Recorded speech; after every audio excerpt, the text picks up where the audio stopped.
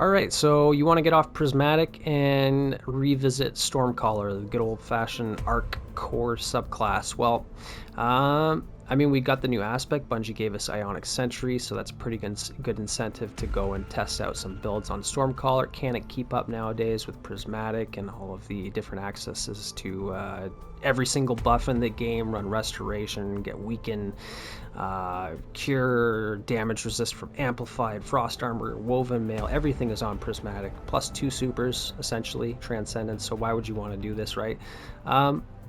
Well, I mean, the new Arc aspect, Ionic Sentry, is pretty good, and I mean, yeah, we want to test it out, play with it, see if we can have some fun. Is it going to hold up in endgame? Yeah, the gameplay that you're going to be seeing here is me soloing the first encounter of Sundered Doctrine, which is something that I've been doing, solo farming it, essentially just over and over again whenever I decide to get on and play a little bit, just because I like the encounter. I'm farming up some weapons, and I just get to do it by myself, which is cool. So I've tested a few builds doing that, as well as in the Nether, right? So this build is going to be applicable to the Nether as well, just by using a slightly different weapon loadout, right? You can go with some champ stuff here. You want Malfeasance instead of Wish Ender, because you got Unstops, you want your weapons to be overcharged, so a sidearm and a machine gun, right? In the dungeon, there's no overcharged weapons, so you can just go with this this setup right here, right? But basically, this is my favorite Stormcaller build so far this season out of all the exotics that I've tried, for the simple fact that Ionic Sentry, if you want to use it and have fun with it and be effective with it, it requires you to give up a whole aspect. I mean, the aspects on Stormcaller are extremely good. Like, the identity of Stormcaller just revolves around Electrostatic Mine and Arc Soul, and it's a very good pairing, right? Having an Arc Soul, especially that's amplified, does a lot of passive damage for you, right? And plus you can give it to your teammates. Not that you're going to be doing that here with the solo build. And you definitely don't want to give up Electrostatic Mine, because all of the traces that it produces is just nuts. You can get Bolt Charge from your Ionic traces. So if you want to play into Bolt Charge at all, like you are with Ionic Sentry, you can double down on it with Electrostatic Mine and get those traces, get you amplified, get you damage resist, but also get you bolt charge. So, I mean, Electrostatic Mine is OP. Just defeat any targets with arc abilities, whether they're jolted or blinded, it doesn't matter. You're just going to be getting a crap load of Ionic traces. So, what do you give up, right? Do you give up Electrostatic Mine, or do you give up Arc Soul, right? So I made this build because I didn't want to give up either. So I'm basically running 3 aspects, right? I'm running Arc Soul, Electrostatic Mine, and Ionic Sentry, because I'm using Getaway Artist, right? Consuming your Arc Grenade grants an Arc Soul and amplifies you. Now the cool thing here is that because your grenade is going to be turned into your Arc Soul, it actually frees up half of your build crafting investments to use something more synergistic with the build itself. And so what I mean by that is, normally when you're on an Arc subclass, you want to be using like pulse grenades, for example, right? Because it's just normally the best arc grenade in the game. If you're going to do that, then you have to use Spark of Shock. I mean, come on, you got to add Jolt to your grenade. You got to make it do more damage. You could stun overloads, make it do chain reaction damage, right? More damage over time overall. You have to run Spark of Shock. Okay, and then you're also going to want to consider Spark of Magnitude, right? Because Spark of Magnitude is going to increase that pulse grenade's damage by 50% by making it last 50% longer, right? So that's already half of your entire fragment slots taken up by making your grenade be better, right? So the nice thing here is, let me just reset this. The nice thing here is our grenade is serving as a different function. We're eating it, we're turning it into that Arc Soul, right? We're turning it into this thing. Actually better even, because you can become amplified as soon as you consume it. And so because of that, we can run at lower cooldown grenades, such as Flashbang, right, at a minute 30, because it doesn't matter what grenade it is, it's just going to be consumed anyways, which means that we don't need to use Spark of Shock and Spark of Magnitude, because neither of those fragments benefit Arc Soul. So now you have 4 fragments available instead of 2, right? So that's the cool thing there. So this is a double turret build, right? So just like Bleak Watcher and what makes Prismatic Warlock so popular, running 2-3 turrets, right? You could do the same thing on Arc Warlock, but you have an Ionic Sentry, which is arguably a better turret than Helion and maybe even Bleak Watcher. I mean, it does crowd control, plus it just chains lightning all over the place and discharges Bolt Charge. Builds up Bolt Charge very fast, discharges it very fast. Incredible for ad clear with that little bit of bonus as a flashbang when you throw it, right? You throw it on the subjugators in the gameplay. For solo Sundered Doctrine, you're going to blind them, and then you're just going to fry them, right? So what else can we build into then with the fragments? Well, obviously Spark Resistance is just still kind of a staple, no-brainer, must-use fragment on endgame PvE builds, which is unfortunate because it's very boring. It's just extra damage resistance, right? But you can't discount that. And plus it does give you a little bit of strength, which I guess is kind of nice. So now we got 3 fragments left. So Spark of Frequency, S tier perk, right? If you saw my latest video, well, a couple videos ago now, I did a tier list and explanation of every single item that affects Bolt Charge. And Spark of Frequency is the only fragment that is S tier in my opinion, because even though it doesn't give you Bolt Charge initially, it doubles the amount of Bolt Charge that you do get. So you pick up 1 stack of Bolt Charge, you get 2. So it's literally having stacks on stacks for Bolt Charge, right?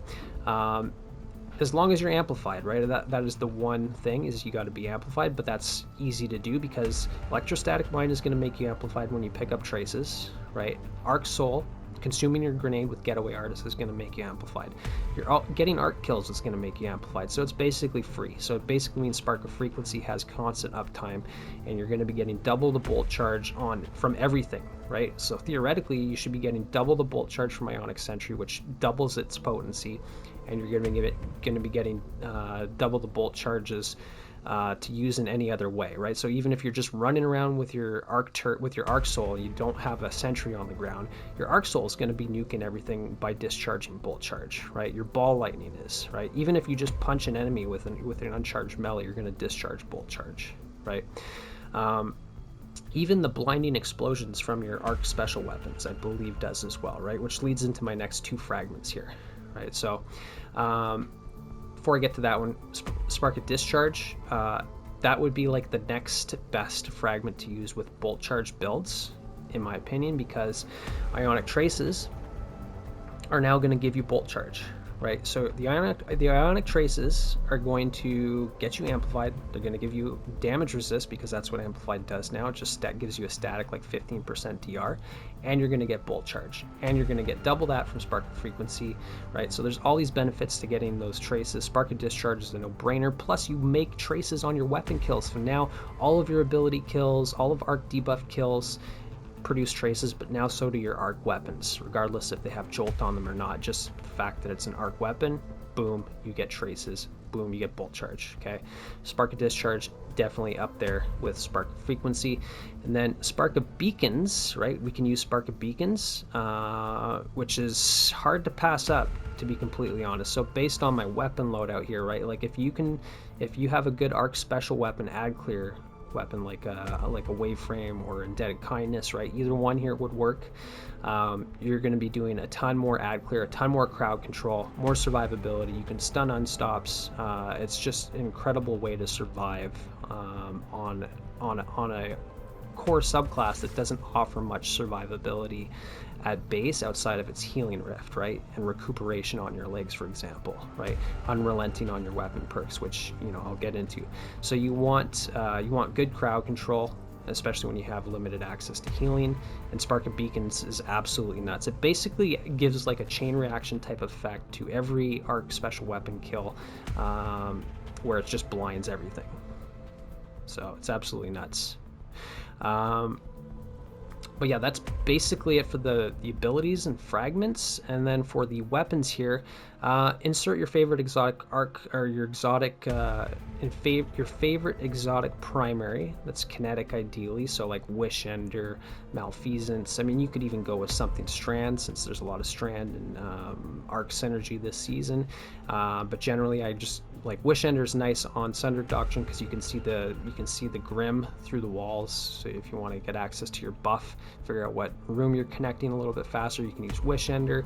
Nice to use from range. It's nice to have a ranged option, especially when you're using like Forbearance for close range ad clear. And then you got your sword for mobility, right? So you can switch this out if there's unstops, like if you're on Master, then you can use Malfeasance, or if you're in Expert Nether, it's good to have that instead, right? But you could really run anything you want there. If you don't have a good Forbearance, you can run like something like Undercurrent. I prefer Forbearance because the Unrelenting, I mean, you're still gonna even without Jolt, you're still going to be producing blinding explosions, arc blind from the kills, right, while you're amplified from Spark of Beacons, which means that you're going to be producing traces still from Forbearance, essentially. But you're also going to get you're going to get so much healing back, it's ridiculous. Like Unrelenting with Chain Reaction, like basically every shot is going to heal you. From multi-kills, from killing tankier targets, it's guaranteed. And then when you reload, you get even more healing from Soul Drinker. So still very good, very ammo efficient, especially with the ammo nerf to rocket sidearms. I feel like wave frames, like I barely ever run low on ammo. Right, and then you could use the sword on this one. I've got Eager Edge for mobility, for solo farming. That way I can get it done faster, get away from enemies faster, go finish off subjugators faster. When I do kill the subjugator, I get healing back from Unrelenting, right? It doesn't need to be a top tier damage sword because it's not a boss encounter, right? And then, like, if I'm on the Nether, then I would run something like this, right? Because I can overcharge my weapons, like Indebted Kindness, overcharged all season from being a sidearm, Watchful Eye. This one's pretty good. It's got jolting feedback, which is nice, but you can also use like Song of Your Ute or any other heavy weapon that makes sense for you, maybe a linear, right? But this way I have 3 overcharged weapons, 3 ways to deal with, well, literally every single champion, every weapon, unstop, barrier, overload, all that's taken care of. So yeah, I mean, that's basically it. And combat mods are pretty straightforward there. Produce orbs from your weapons, good loaders. What else? Good resist. You want scav. You could even run innervation if you can afford it, or if you're on a machine gun, I would run arc holster to reload your machine gun, but you definitely want recuperation, right? But yeah, I mean, that's basically it for the build. Hope you enjoyed this video, and I will see you in the next one. Take care.